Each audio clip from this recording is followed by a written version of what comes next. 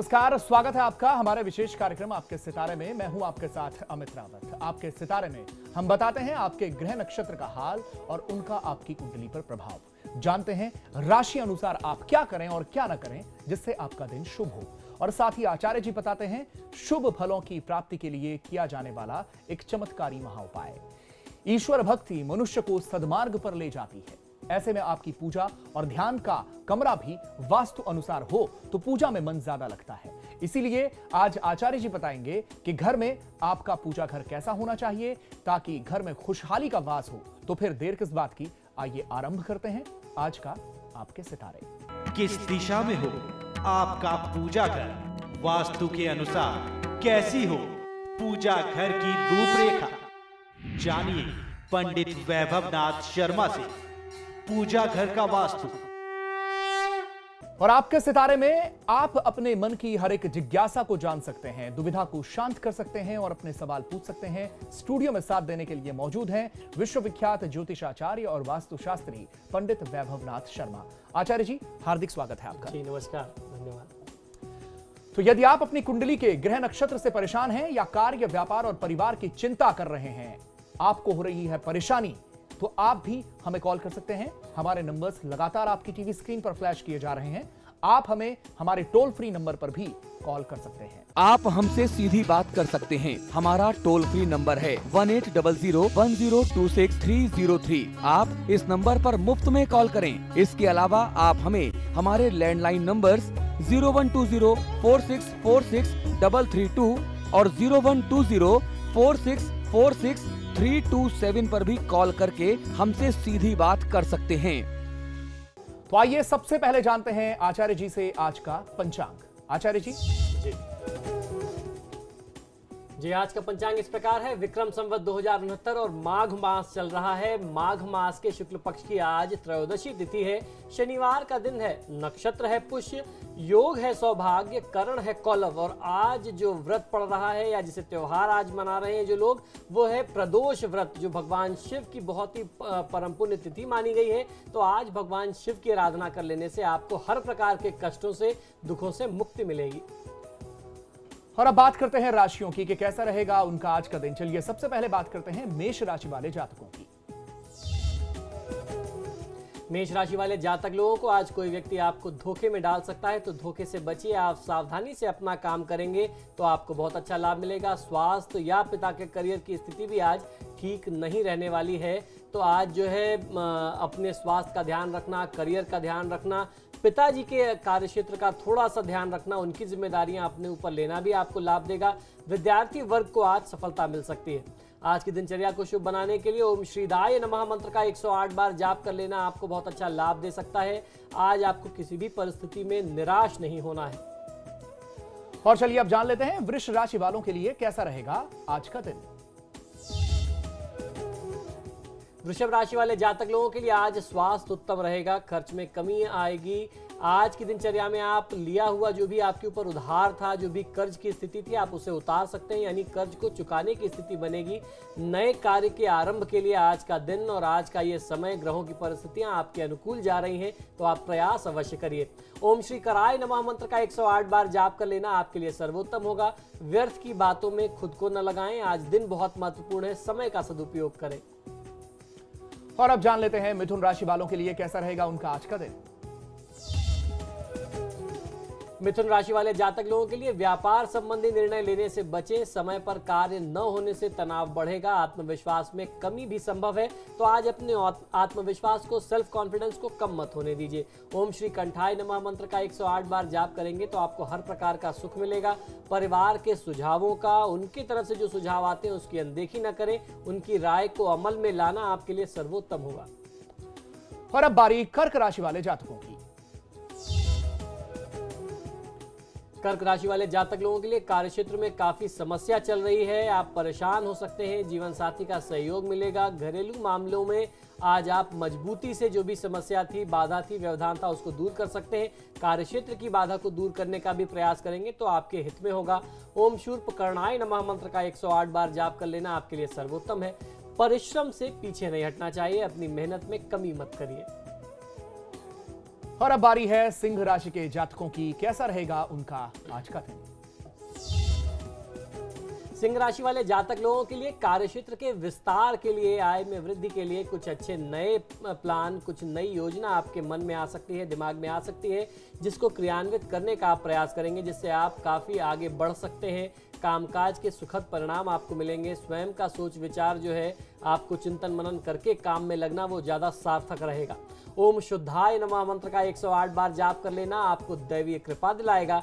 आज आप बहुत ज़्यादा मत बोलिए, सोच समझ करके नपातुला बोले, जहां आवश्यक है और जितना आवश्यक है उतनी बात करनी चाहिए। और चलिए अब जान लेते हैं कन्या राशि वालों के लिए कैसा रहेगा उनका आज का दिन। कन्या राशि वाले जातक लोगों के लिए संपत्ति से संबंधित लेन देन आज आपको नहीं करना चाहिए। व्यापारिक प्रतिस्पर्धा में हानि की आशंका आपके लिए आज बनती है। आपसी मामलों पर व्यर्थ का तनाव न लें, लापरवाही से काम भी बिगड़ सकता है। तो आज आपको तनाव नहीं लेना है और काम में लापरवाह नहीं होना है, ये ध्यान रखिए। ओम शिवाय नमः मंत्र का 108 बार जाप करिए। हर प्रकार के दुख, दारिद्र, कष्ट से मुक्ति मिलेगी। मानसिक थकान और उदासीनता को आप अपने ऊपर हावी न होने दें। जी, और एक कॉलर हमारे से जुड़े हुए हैं, मोहित हैं देहरादून से। मोहित, आप अपना विवरण बताइए पंडित जी को और अपना सवाल आप पूछ सकते हैं।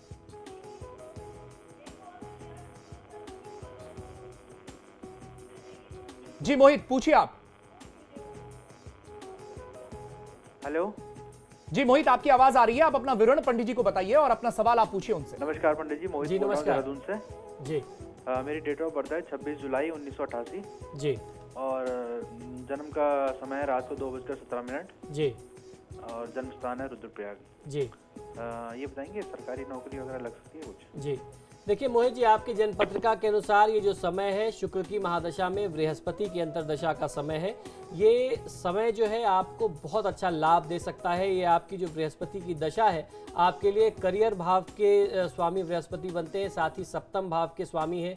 तो इस समय में यदि आप प्रयास करेंगे तो निश्चित ही सफलता आपको मिलेगी। जहाँ तक आपने सरकारी नौकरी की बात कही तो सरकारी नौकरी में संभावनाएं कम हैं, वहीं अगर आप प्राइवेट सेक्टर्स में ट्राई करते हैं तो बहुत अच्छा लाभ मिलेगा। बृहस्पति के लिए गुरुवार के दिन आपको पीली चीज़ों का दान करना चाहिए, वो आपके लिए बहुत ज़्यादा आवश्यक है। भगवान विष्णु और माँ लक्ष्मी की आराधना करें। ये जो शुक्र में बृहस्पति का जो संयोग है ये आपके लिए सौभाग्य का अवसर लेकर के आ सकता है। आपको करना ये चाहिए कि गुरुवार के दिन किसी ब्राह्मण को आप कम से कम 2 मिष्ठान हमेशा आप खिला दिया करें। ये 16 गुरुवार यदि आप कर लेते हैं तो गुरु का जो सप्तमेश होने का जो प्रभाव है वो दूर होगा और आपको जीवन में सफलता का मार्ग मिलेगा। जी, चलिए एक और कॉलर हमारे साथ जुड़ी हुई है, नेहा हैं, गोरखपुर से जानना चाह रही हैं। नेहा, आप अपना विवरण पंडित जी को बताइए और अपना सवाल आप पूछ सकती हैं। हेलो जी नेहा, आप अपनी डेट ऑफ बर्थ और समय बताइए। मेरी डेट ऑफ बर्थ है 9 जुलाई 1982 सुबह 7 बजे जी और मेरा जन्म स्थान है बस्ती। जी मैं मीडिया में अपना करियर बनाना चाहती हूँ, क्या जी। पॉसिबल है? जी नेहा जी, आपकी जन्म पत्रिका के अनुसार ये समय जो है वो चंद्रमा की महादशा का समय है। चंद्रमा की महादशा में मंगल की अंतर्दशा है। जहाँ तक आपने मीडिया में अपने करियर की बात कही तो कर्म भाव जो है वो शुक्र का है और वहाँ पर बृहस्पति की स्थिति इसमें शुभता ही प्रदान करती है। निश्चित ही अगर आप मीडिया के क्षेत्र में प्रयास करें तो आपको सफलता मिल सकती है। मीडिया के क्षेत्र में आपकी जो भूमिका होगी वो बौद्धिक स्तर पर ज़्यादा होगी, क्रिएटिव ज़्यादा होगी। बनस्पत कैमरे के सामने आने या टीवी पर कुछ करने की, तो आप चिंतन मनन वाला काम, बौद्धिक स्तर पर जो भी रचनात्मक कार्य आप करना चाहते हैं वो कर सकते हैं। और उसके साथ साथ वर्तमान समय में भगवान शिव की आराधना आपके लिए बहुत ज़्यादा अनिवार्य है, क्योंकि ये जो चंद्रमा है वो आपकी कुंडली में सप्तम भाव का स्वामी है। ऐसा लगता है कि कहीं ना कहीं मन में चिंता बहुत ज़्यादा है, चंचलता बहुत ज़्यादा है, काम में एकाग्रता नहीं बन पा रही है, कंसंट्रेशन की कमी हो जाती है और कहीं ना कहीं स्वास्थ्य संबंधी भी कोई समस्या दिखाई देती है। तो सोमवार के दिन थोड़ा सा कच्चा दूध भगवान शिव पर अर्पित करना, शिवलिंग पर अर्पित करना और नियमित दिनचर्या में 108 बार ओम नमः शिवाय मंत्र का जाप करना आपको सफलता देगा। जी, और एक और कॉलर जुड़ गए, नितिन हैं बुलंदशहर से। नितिन, आप अपना विवरण बताइए पंडित जी को और अपना सवाल आप पूछ सकते हैं। पंडित जी नमस्कार। जी नमस्कार, बताइए।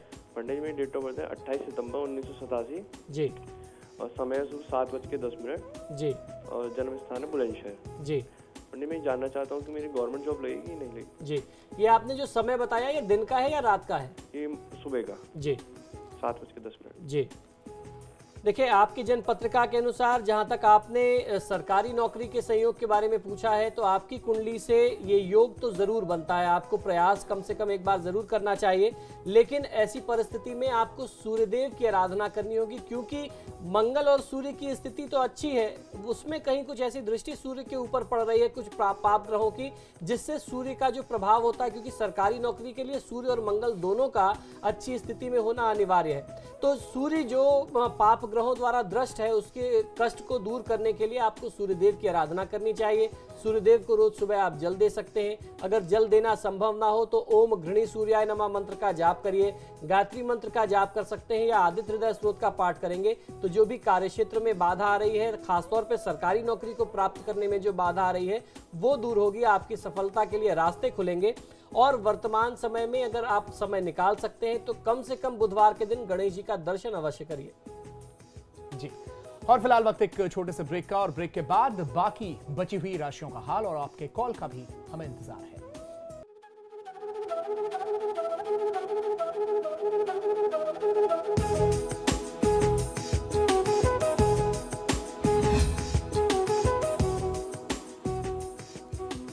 और ब्रेक के बाद आपका एक बार फिर से स्वागत है। आप देख रहे हैं आपके सितारे, और अब बारी है तुला राशि वाले जातकों की। कैसा रहेगा उनका आज का दिन?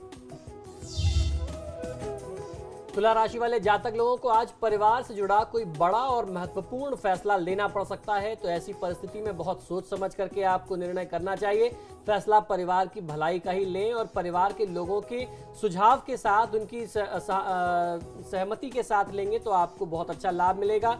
परिजनों के साथ मन मुटाव से आज आपको बचना चाहिए। ओम शाश्वताय नमः मंत्र का 108 बार जाप कर लेना आपके हित में होगा। आज यात्रा आपके लिए शुभ नहीं है, तो यात्रा की जो भी योजना हो, जो प्रायोजन हो, उसे टाल देना ही बेहतर है। और अब बारी वृश्चिक राशि वाले जातकों की। वृश्चिक राशि वाले जातक लोगों को आज अपने कार्यक्षेत्र में कुछ कठिनाई का सामना करना पड़ सकता है। ये इस कठिनाई आपके लिए जो आ रही है वो आपके सहकर्मियों की तरफ से आएगी। एक असहयोग की स्थिति आपके लिए बनेगी, तो इसका सबसे बेहतर मार्ग ये है, रास्ता ये है निष्कर्ष निकालने का, कि आपको अपने सहकर्मियों के साथ बैठ करके खुल करके बात करनी चाहिए और जो भी समस्या है उसके मूल तक पहुंचे और उसका हल निकालने का प्रयास करें। सफलता के लिए आज आपको परिश्रम कुछ अधिक करना पड़ सकता है। आज आपका स्वास्थ्य भी कुछ प्रभावित रहेगा। स्वास्थ्य ठीक न रहने के संयोग दिखाई देते हैं। ओम शांताय नमः मंत्र का 108 बार जाप कर लेना आपको बहुत अच्छा लाभ देगा। और जिस तरीके से मैंने बताया कि आज कार्यक्षेत्र में स्थितियां आपके पक्ष में नहीं बन रही हैं, तो ऐसी परिस्थिति में क्रोध नहीं करना चाहिए। क्रोध जो है वो विवेक का शत्रु है। आप क्रोध करेंगे तो आपको और ज्यादा नुकसान हो सकता है। और अब जान लेते हैं धनु राशि वालों के लिए कैसा रहेगा उनका आज का दिन। धनु राशि वाले जातक लोगों को आज की दिनचर्या में पिछले कुछ समय से आपके साथ लक्षण ऐसे बन रहे होंगे कि आप जो भी कार्य लेते हैं उसको बीच में ही अधूरा छोड़ देते हैं। ये हाल फिलहाल में जो गोचर चल रहा है ये उसका प्रभाव है। इस आदत को आपको अपने अंदर अभी वर्तमान समय में ध्यान दे करके बदलने की जरूरत है। जो भी कार्य लीजिए जिम्मेदारी से उसको अंजाम तक पहुंचाइए, उसे पूरा करिए। पारिवारिक कर्तव्य जो आपके साथ हैं आज आप उसकी भली भांति पूर्ति कर सकते हैं। पूरी जिम्मेदारी से आप उसे पूरा करेंगे, लेकिन अपने व्यापारिक जिम्मेदारियों से मुख न मोड़े। ओम शक्ति संयुक्ताय नमः मंत्र का 108 बार जाप कर लेना आपके हित में होगा। ये समय आपके लिए निवेश के लिए शुभ नहीं है, तो निवेश के लिहाज से आप आज कोई इन्वेस्टमेंट बहुत बड़ा मत करिए। और अब जान लेते हैं मकर राशि वालों के लिए कैसा रहेगा उनका आज का दिन। मकर राशि वाले जातक लोगों के लिए परिवार में सुख की कमी, अशांति की स्थिति बनी रहने वाली है। वो आपके परेशानी का और बड़ा कारण बन सकती है। दाम्पत्य जीवन यूं तो सामान्य रहने वाला है। आपको आज किसी से माफी मांगनी पड़ जाए तो आपको पीछे नहीं हटना चाहिए। आपको अपनी गलती स्वीकार करके माफी मांग लेनी चाहिए, क्योंकि किसी भी समस्या का यही निदान है। एक पक्ष को झुकना पड़ता है, अपनी गलती स्वीकार करनी पड़ती है, और ये समय जो है वो आपके हित में है। अगर आप माफी मांग लेंगे तो कोई उसमें दिक्कत नहीं है। वैचारिक तनाव परेशानी कम ही होने वाली है अगर आप ऐसा करते हैं। ओम वीत भयाय नमः मंत्र का 108 बार जाप कर लेना आपके लिए सर्वोत्तम रहेगा। आज आप कहीं भी किसी भी क्षेत्र में जीवन के किसी भी पक्ष में लाभ प्राप्त करने के लिए, अनायास लाभ लेने के लिए झूठ का सहारा मत लीजिए। और अब जान लेते हैं कुंभ राशि वालों के लिए कैसा रहेगा उनका आज का दिन। कुंभ राशि वाले जातक लोगों के लिए भाग्य आज आपके साथ है। प्रयास करने से रुका हुआ धन आपको मिल सकता है। अनचाही समस्याएं जो है वो कुछ सामने आएंगी, वो आप अपनी सूझबूझ से दूर कर सकते हैं, उसका निराकरण प्राप्त कर सकते हैं। परिश्रम से भी फल प्राप्ति जो है आज वो कम होने वाली, तो आप जितनी मेहनत करेंगे, जितनी आपको उम्मीद थी लाभ मिलने की, उसमें कुछ मात्रा कम रहेगी, तो उसमें बहुत विचलित नहीं होना चाहिए। आपकी मेहनत, आपका परिश्रम जो है वो आने वाले समय में आपको और अच्छा लाभ दे जाएगा। आज की दिनचर्या को शुभ बनाने के लिए ओम विभुदेश्वराय नमः मंत्र का 108 बार जाप कर लेना आपके लिए सर्वोत्तम है। अपने व्यवहार से, अपनी वाणी से किसी के दिल को ठेस न पहुंचाएं, किसी का दिल आज न दुखाएं आप। और अब जान लेते हैं मीन राशि वालों के लिए कैसा रहेगा उनका आज का दिन। मीन राशि वाले जातक लोग, आज आपके साथ कुछ ऐसा होगा कि आज आप अपनी पुरानी यादों में खो सकते हैं। आप बीते हुए कल से सीख लेकर के आगे बढ़ें तो आपके लिए उत्तम होगा। साहित्य कला के क्षेत्र में आज आप कुछ क्रिएटिविटी दिखा सकते हैं, कुछ सृजनात्मक कार्य कर सकते हैं, जिससे आपको सामाजिक पहचान भी मिलने वाली है। और अगर ऐसा कुछ करना है तो विद्या और बुद्धि के देवता, कला के देवता भगवान श्री गणेश की आराधना तो अनिवार्य है। तो ओम विनायकाय नमः मंत्र का 108 बार जाप कर लेना आपको बहुत अच्छा लाभ दे सकता है। बहुत बड़े वादे आज किसी से मत करिए। बहुत प्रसन्न होकर के, बहुत भाव विभोर होकर के बड़े कमिटमेंट्स कर जाना, कहीं किसी के यहाँ सामने बैठ करके बड़ी बात कह जाना, वो आपके लिए भारी पड़ सकता है। जी, और एक और कॉलर हमारे साथ जुड़े हुए हैं। हमारे साथ नीरज जुड़े हुए हैं नोएडा से। नीरज, आप अपना विवरण बताइए पंडित जी को और पूछिए क्या पूछना चाहते हैं आप। नमस्कार पंडित जी। नीरज जी नमस्कार, बताइए। पंडित जी, मेरी तबीयत बहुत ज़्यादा खराब रहती है जी। ये छाती में दर्द होता है, पेट में दर्द होता है, काफ़ी टाइम से इलाज चल रहा है, काफ़ी जगह दिखा चुका हूँ, लेकिन तबीयत मतलब सुधार नहीं हो रहा है। जी जी। तो मेरी डेट ऑफ बर्थ है 3 अक्टूबर जी 1972 जी। और समय है दिन में 12:04 जी। और जन्म का स्थान है दिल्ली। जी। देखिए नीरज, आपकी जन्म पत्रिका के अनुसार ये जो दशा चल रही है वो चंद्रमा की महादशा में बुध की अंतर्दशा है। चंद्रमा आपके लिए अष्टम भाव का स्वामी है और बुध जो है वो आपके लिए सप्तम भाव के साथ साथ दशम भाव के स्वामी है। हमारे यहाँ अष्टम भाव को आयु का स्थान कहते हैं। कुछ लोग उसको मृत्यु से जोड़ करके देखते हैं, लेकिन मैं मृत्यु से नहीं जोड़ता, आपके स्वास्थ्य, आपके आयु से जोड़ करके देखता हूँ, रोग से जोड़ करके देखता हूँ। यदि आप अष्टम भाव का जो स्वामी चंद्रमा है, अगर आप चंद्रमा के लिए कुछ उपाय करते हैं और उसके साथ साथ सप्तमेश बुध है जिसको जो और आपके लिए खतरनाक बन रहा है, मारक बन रहा है, अगर आप इन दोनों ग्रहों का उपाय कर लेते हैं, चंद्रमा और बुध के वैदिक मंत्रों का जाप करा लेते हैं और नियमित तौर पर शिव परिवार की आराधना करते हैं। चंद्रमा के स्वामी भगवान शिव हैं और बुध के स्वामी भगवान श्री गणेश हैं। तो शिव परिवार की आराधना कर लेने से आपके जो स्वास्थ्य संबंधी समस्या है, आप अपने ट्रीटमेंट्स जारी रखिए, उसको बंद करने की आवश्यकता नहीं है। लेकिन अभी तक जो दवाएं आपके ऊपर असर नहीं कर रही थी, ये उपाय करने के बाद प्रभु की कृपा होगी, भगवान श्री महामृत्युंजय की कृपा से आप जल्दी स्वस्थ हो जाएंगे। जी, और अब आज का महाउपाय। जी, आज के महा उपाय में हम आपको बता रहे हैं कि आपका पूजा घर आदर्श का पूजा घर कैसे हो सकता है। आप जब भी वहां कोई पूजा करते हैं, आपकी पूजा सुनी कैसे जाए, आपकी प्रार्थना प्रभु स्वीकार कैसे करें, उसके लिए आवश्यकता होती है एक आदर्श पूजा घर की। तो पूजा घर कैसा होना चाहिए, इस बारे में चर्चा करेंगे। कहाँ बनाएं, क्या चीजें हो क्या ना हो, तो आइए जानते हैं। पूजा घर जो है वो घर का वह कक्ष होता है, वह स्थान होता है जहां हम ईश्वर का ध्यान करते हैं तथा दुनियादारी से दूर कुछ देर के लिए ईश्वर की आराधना में खो जाते हैं। आप उनसे जो है अपना सीधा संपर्क जोड़ सकते हैं। आजकल स्थान की कमी के कारण कई बार हम रसोई घर या शयन कक्ष में, या मैंने तो यहाँ तक देखा है कि लोगों ने जो बंद स्टोर रूम है वहां एक कोने में मंदिर बना रखा है। ये बहुत गलत है। शयन कक्ष में भी भगवान के कुछ चित्र लगा करके वहीं पर अक्सर लोग पूजा पाठ करते हैं, जो बिल्कुल ही शास्त्र विरुद्ध है। ऐसा कभी नहीं होना चाहिए। वास्तुशास्त्र में पूजा घर एक निर्धारित दिशा में होना चाहिए। इसके लिए विशेष स्थान है जिससे कि आपको आपके द्वारा की गई ईश्वर की आराधना का श्रेष्ठ फल प्राप्त होता है। और मैं आपको इसके पीछे जो वैज्ञानिक आधार है, वैज्ञानिक दृष्टिकोण है, मैं आपको वो बताऊंगा। मैं आपको कभी लकीर के फकीर वाली बात नहीं करता कि शास्त्र में ये लिखा है तो आपको ये बातें ऐसी ही माननी है। मैं आपको पूरा तर्क दूंगा कि हमारा शास्त्र, हमारा विज्ञान कहता क्या है, हमारे ऋषि मुनियों ने किस कारण से इसके लिए एक विशेष दिशा बताई, उस बारे में में भी चर्चा करेंगे। वास्तु की छोटी छोटी बातों को ध्यान में रख करके आप अपने घर में सुख शांति व खुशियां ला सकते हैं, समृद्धि ला सकते हैं। जब भी आप अपने घर में पूजा स्थान बनाएं तो वास्तु के जो कुछ दिशा निर्देश हैं उनका ध्यान अवश्य रखना चाहिए। आपका पूजा घर जो है शौचालय के ठीक ऊपर या नीचे नहीं हो, उसके साथ लगा हुआ नहीं होना चाहिए, क्योंकि टॉयलेट्स के आसपास आप समझ सकते हैं बहुत ज्यादा नेगेटिविटी होती है और मंदिर जो है वो बहुत ही पॉजिटिव का एनर्जी का सोर्स है। उसके आसपास अगर होगा तो जो शुभ ऊर्जा है वो और ज्यादा दूषित हो जाएगी। शयन कक्ष के भीतर बनाया गया पूजा घर जो है वो वास्तु में श्रेष्ठ नहीं माना जाता है। भगवान की मूर्तियों को भूल से भी दक्षिण या पश्चिम की दीवार के साथ लगा करके नहीं रखना चाहिए। जब भी कोई साधक पूजा करता है तो उसका मुख उत्तर और पूर्व की तरफ होना चाहिए, यानी भगवान का मुख जो है या तो वो पश्चिम होगा, मूर्तियां ऐसे रखें कि वो पश्चिम की तरफ हो या दक्षिण की तरफ हो, उसमें कोई बाधा नहीं है। लाभ आपको लेना है, आराधना आपको करनी है तो आपका मुख उत्तर और पूर्व होना चाहिए।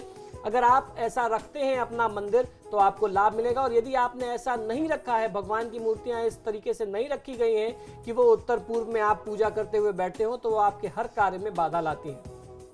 एक ही भगवान की कई सारी मूर्तियां भी एक ही पूजा घर में नहीं होनी चाहिए। उनकी आपस की ऊर्जा आपस में लड़ती है, टकराती है, जिससे आपका ही नुकसान होता है, क्षति आपको उठानी पड़ती है। घर की पूर्व या उत्तरी दीवार पर कुल देवता का चित्र लगाना शुभ होता है। पूजा घर का रंग यदि आप पीला कर सकते हैं, हल्का क्रीम कर सकते हैं या केसरिया कर सकते हैं तो बहुत अच्छा लाभ मिलता है। आज मैं आपको और कुछ बताता हूं। पूजा घर का जो दरवाजा है वो टीन या लोहे का या ग्रिल का नहीं होना चाहिए, वो प्रॉपर जो है वुडन डोर होना चाहिए, यानी लकड़ी से बना हुआ हो, वो सबसे उपयुक्त होता है। पूजा घर और शौचालय का दरवाजा आसपास या एक दूसरे के सामने आमने सामने नहीं होना चाहिए। पूजा घर के लिए उत्तर और पूर्व का कोना हमारे शास्त्रों में सबसे ज्यादा उपयुक्त बताया गया है। अब आपके मन में एक कौतूहल आएगा, ये जिज्ञासा आएगी कि उत्तर और पूर्व का यानी नॉर्थ ईस्ट कॉर्नर ही क्यों? नॉर्थ ईस्ट कॉर्नर को हमारे यहाँ ईशान कोण बताया गया, जहाँ भगवान शिव का सिर बताया गया। ईशान उसके देवता बताए गए हैं, भगवान बृहस्पति का भी स्थान बताते हैं। ईशान कोण इसलिए कि जब सूर्य का उदय होता है पूर्व में, उस समय प्रातःकाल सबसे ज्यादा शुभ रश्मियां, शुभ ऊर्जा होती है सूर्य की, और उत्तर से आने वाली उत्तरी ध्रुव नॉर्थ पोल के चलते जो शुभ ऊर्जा आती है वो उस सूर्य की रोशनी के साथ मिलकर के और भी ज्यादा सौभाग्यशाली हो जाती है।